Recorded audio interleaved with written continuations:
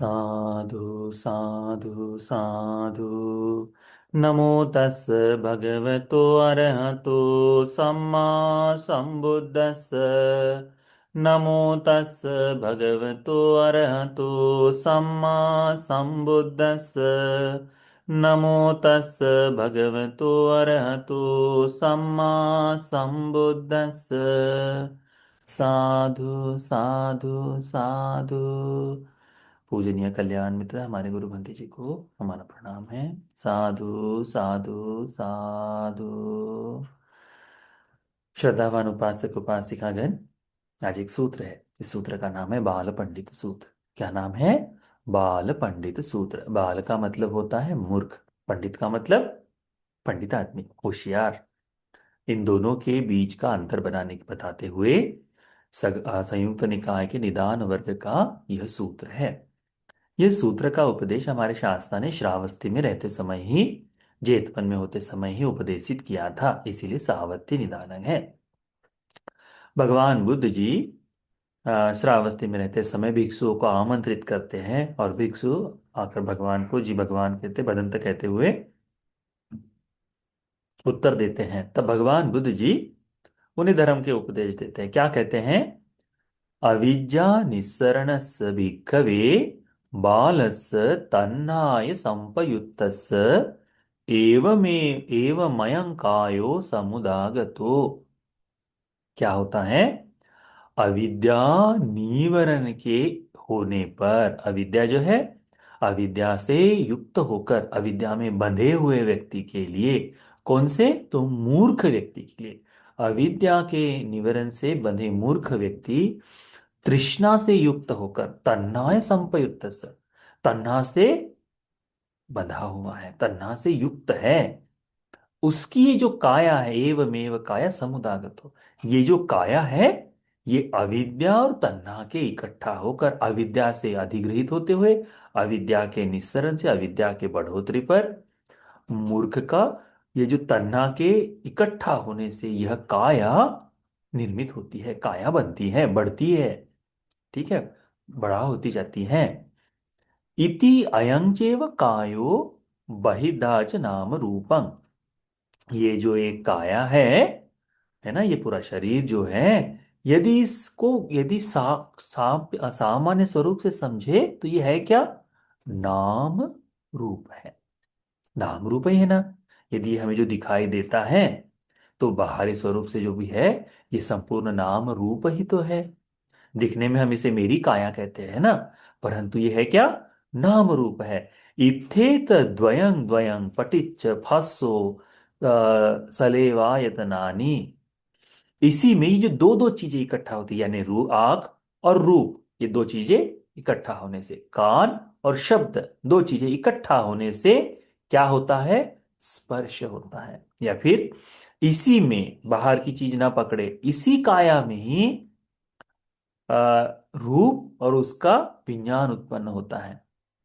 ये भी एक इस तरह से दो दो चीजों का इकट्ठा होते ही यह छह आयतनों से क्या उत्पन्न होता है? तो ये ही फुट्टो बालो सुख दुखं पटि संवेदयति।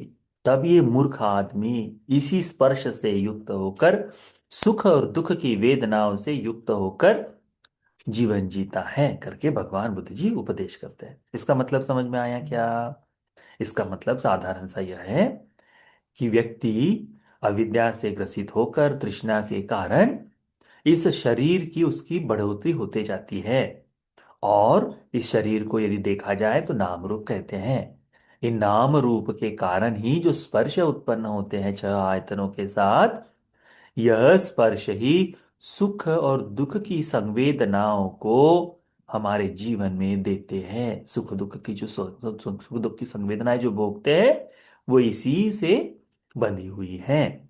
फिर भगवान बुद्ध जी कहते हैं, अविद्या निस्सरण से भिक्खवे, अविद्या के कारण ही भिक्षुओं पंडितस्य, बुद्धिमान आदमी, तन्नाय संपयुक्त, तृष्णा से युक्त होकर ही, एवं मयं कायो समुदागतो, ये जो मेरी काया है ये बनी हुई है करके समझता है।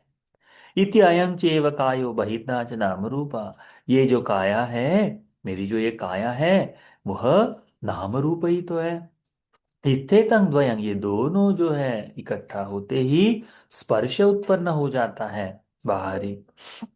और जब स्पर्श उत्पन्न होता है इन छह आयतनों में, तो ये ही पुट्टो पंडितो सुख दुखं पटि संवेदयति एतसान्यतरे।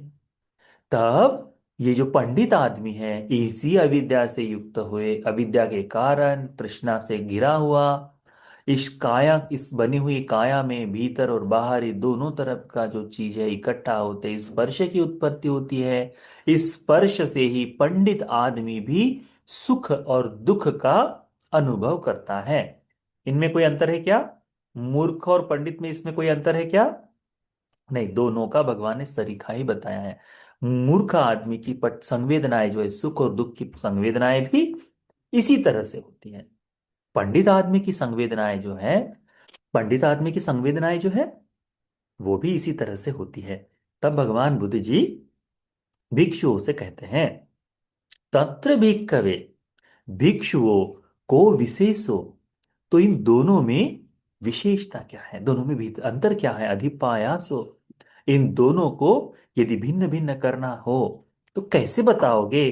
कि नाना करणं पंडित लेना, कि ये जो विभिन्न करो तो पंडित कौन है और मूर्ख कौन है?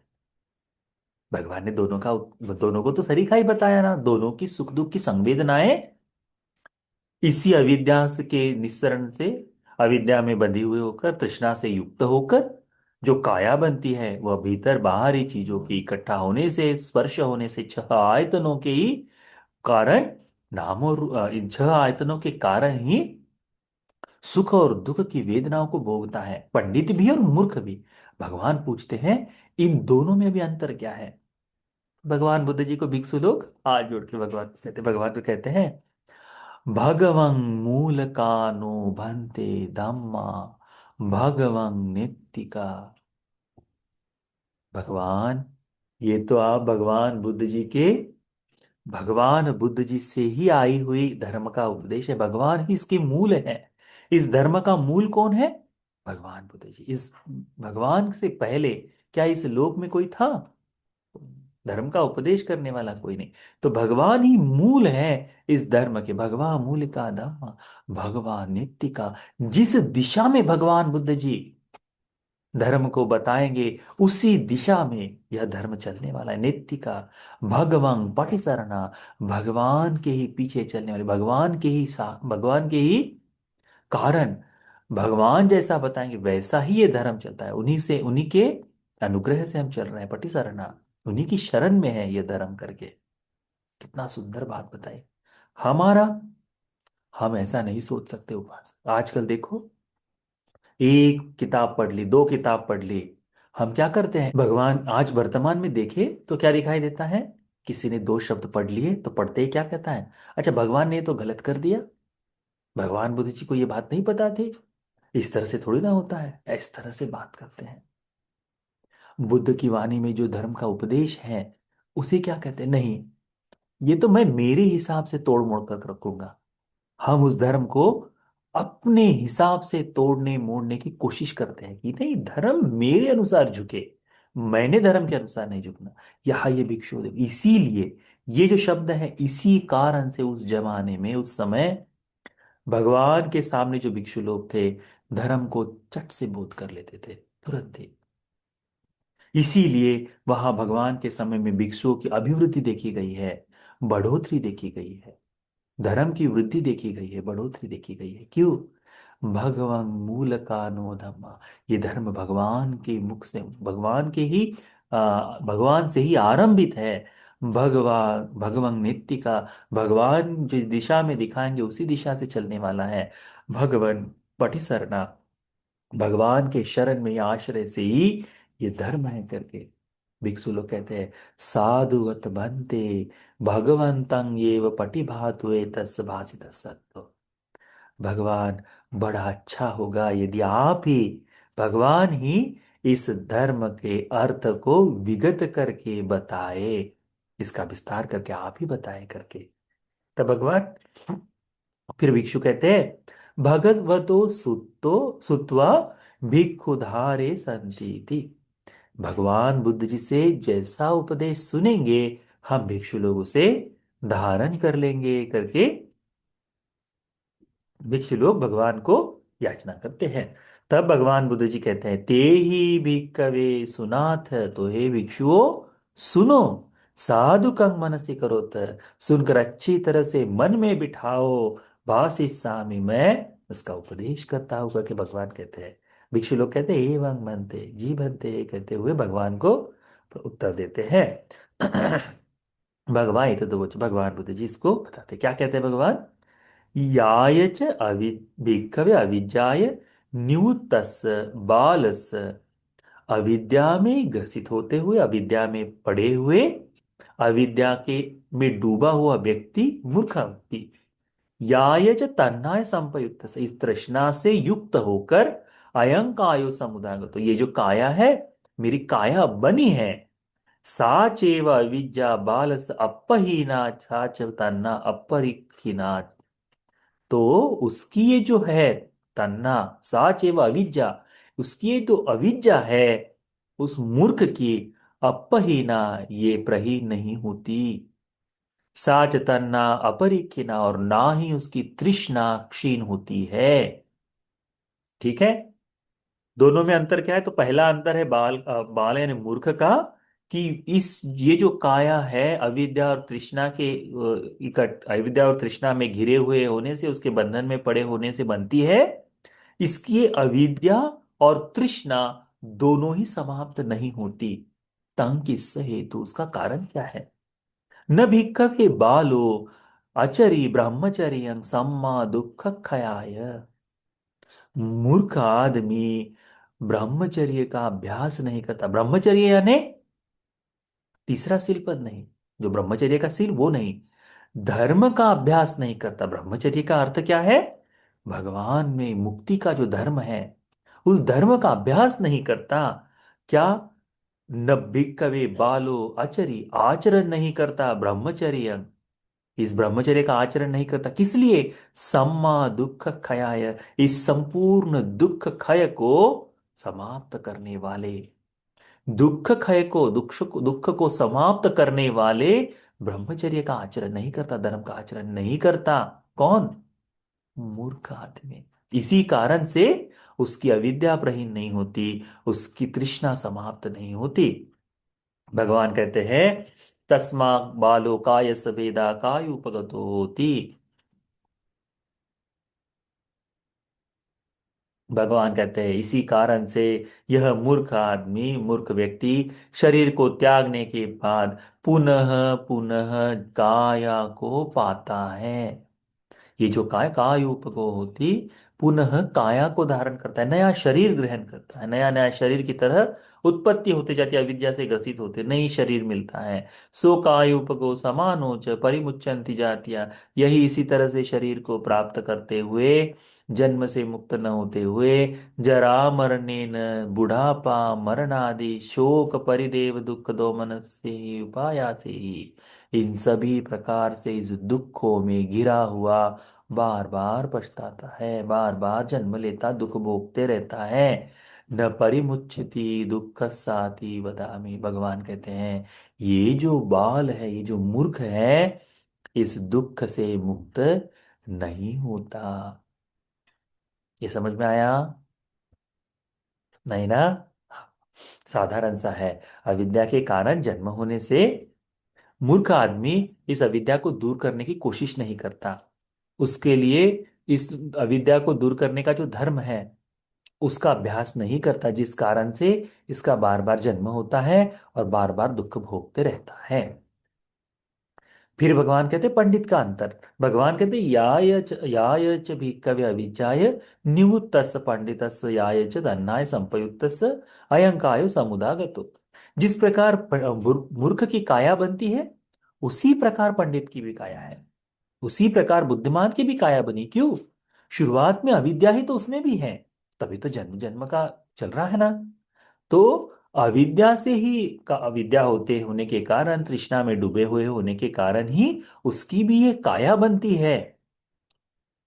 पर समय आने पर धीरे धीरे क्या करता है वह, साचेव अविद्या पंडित सपहिना, परंतु वह समय के साथ अपनी इस अविद्या को समाप्त कर देता है। साच तन्ना परीक्षणा, और उसकी तृष्णा भी खत्म कर देता है। तंग किस हेतु, उसका हेतु क्या है, उसका कारण क्या है।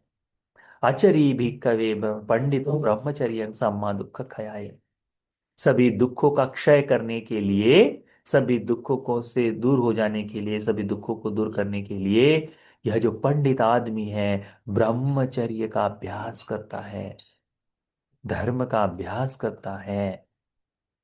भगवान कहते हैं तस्मा पंडितो कायस भेदा न कायुपगो होती, तभी यह जो पंडित है शरीर को छोड़ने के बाद नए शरीर को धारण नहीं करता।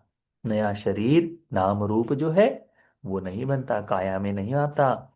सो अकायुपगो, फिर यह काया रहित हो जाते ही क्या होगा। काया ही नहीं है तो दुख भोग सकता है क्या। हम्म। काया नहीं है तो ये क्या दुख भोग सकता है क्या। नहीं, काया ही नहीं है तो इससे बाहर निकलकर उसका जो जाति जरा व्याधि मरण जो है ना, इस दुख से बाहर आ जाता है। सो के ही परिदेवे ही दुखे ही दो मनस्य ही उपाया से ही, उसका सुख उसका दुख दो मनस्य आदि सारी चीजें उसकी छूट जाती हैं। किस कारण से, एक धर्म है पंडित और मूर्ख के अंदर, क्योंकि पंडित का भी ये शरीर इसी तरह से बना है, मूर्ख का यह जीवन इसी तरह से बना है। दोनों में अंतर क्या है। पंडित व्यक्ति इससे बाहर निकलने की कोशिश करता है, मूर्ख आदमी इसी में फंसा हुआ होता है। रोते बिलख कर आइए, अरे ये सारा दुख मुझ पर ही, अरे ये सारा दुख मुझ पर ही है, कहते कहते उसमें पड़ा रहता है, उसे बाहर निकलने की कोशिश नहीं करता। भगवान कहते हैं अयंको भिक्खवे विशेष, भिक्षु यही विशेष है। अयं अधिपायासो इदं नाना करणं पंडितस्य बालेन यदिदं ब्रह्मचर्य वासोति, यदि पंडित और मूर्ख में यदि कोई भिन्नता है, उसमें कोई अंतर दिखाना है, उनमें अलगता भिन्नता दिखाते हुए बताना है, तो वह केवल क्या है, ब्रह्मचर्य वासो, धर्म का अभ्यास कर रहे हैं। यही इन दोनों में अंतर है करके भगवान बुद्ध जी बताते हैं। तो जब कोई आप में से धर्म का अभ्यास करे तो आप क्या कहोगे, यह पंडित है। जब कोई धर्म से रिक्त हो जाए तो मूर्ख है, बाल है ना। और भगवान ने महामंगल सूत्र में कहा सेवनाच बालानक, बाल की संगत मत करो। इसीलिए उपासक उपासिकागण इस बाल पंडित सूत्र को समझो, जानो, और धीरे धीरे इस अविद्या से बाहर निकलने के लिए कोशिश करो।